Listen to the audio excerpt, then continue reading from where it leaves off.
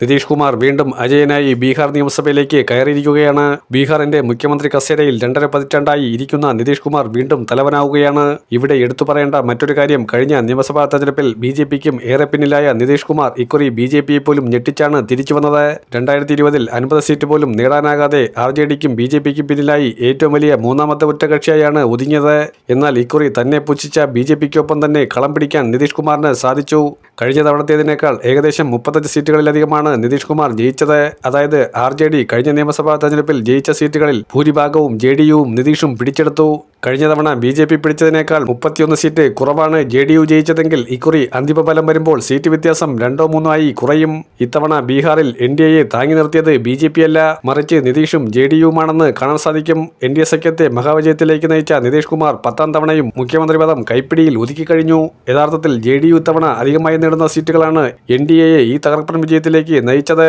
തുടക്കത്തിൽ മുഖ്യമന്ത്രി ആര് എന്ന ചോദ്യത്തെ അഭിമുഖീകരിക്കാതിരുന്ന BJP നേതൃത്വം വൈകാതെ നിതീഷ് തന്നെയെന്ന് അമിത്ഷായ്ക്കടക്കം പറയേണ്ടി വന്നതും നിതീഷിന്റെ സ്വീകാര്യതയും ജനകീയതയും അംഗീകരിച്ചു തന്നെയായിരുന്നു. പിന്നീട് അമിത്ഷാ നേരിട്ട് വന്ന പല റാലികളിലും നിതീഷ് മാറി നിൽക്കുകയാണ് ഉണ്ടായത്. BJPയുമായി ഒരു ഡീലുണ്ടെങ്കിൽ അത് മോദിയുമായി മാത്രമെന്ന തീരുമാനത്തിൽ മുന്നോട്ടു പോയ നിതീഷ് അമിത്ഷാ അടക്കമുള്ള നേതാക്കളെയാണ് പടിക്കു പുറത്തു നിർത്തിയത്.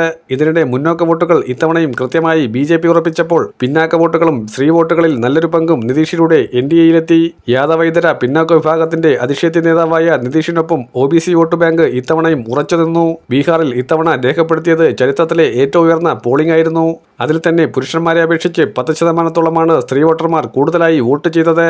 സ്ത്രീകളുടെ അക്കൗണ്ടിലേക്ക് നേരിട്ട് സർക്കാർ 10,000 രൂപ വീതം നൽകിയത് ഈ തെരഞ്ഞെടുപ്പിൽ ജനവിധിയെ മാറ്റിമറിച്ച തുറുപ്പ് ചീട്ടും ഇതുതന്നെയായിരുന്നു.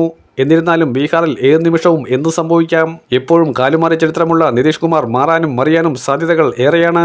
അത്തരത്തിൽ നിതീഷ് കുമാർ വോട്ടെണ്ണൽ പൂർത്തിയാകുന്നതിന് ഏതാനും നിമിഷങ്ങൾക്ക് മുൻപ് പങ്കിട്ട ഒരു പോസ്റ്റ് ഇപ്പോൾ വൈറലായി മാറുകയാണ്. നിതീഷ് കുമാറിന്റെ നെഹ്റു അനുസ്മരണ ട്വീറ്റ് രാഷ്ട്രീയ കൗതുകമായി മാറുമ്പോൾ നിതീഷ് കാലുമാറുമോ എന്നുകൂടി രാഷ്ട്രീയ വൃത്തങ്ങൾ നിരീക്ഷിക്കുകയാണ്.